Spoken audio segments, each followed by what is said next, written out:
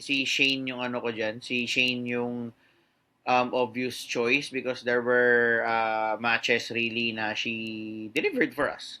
'Di ba? Especially when I think parang ano to pwede natin to ihambing dun sa men's basketball season natin wherein yung injuries became an opportunity for other players to really show what they can do.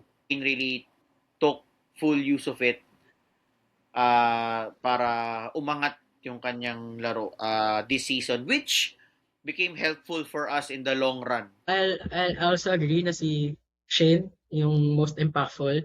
But if there will be a dissenting answer, siguro I would say si Lilay. Oh naman, Remember yeah. when we lost kay Gagate, 'di ba?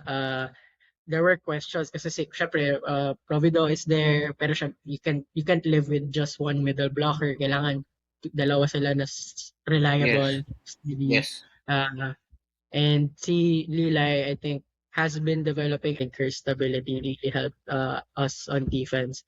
And I keep saying this na kahit hindi niya nabablock to kill, malaking bagay na yun na na-force niya ng attacking errors yung kalaban. Errors. Halos lahat ng kalaban natin parang prone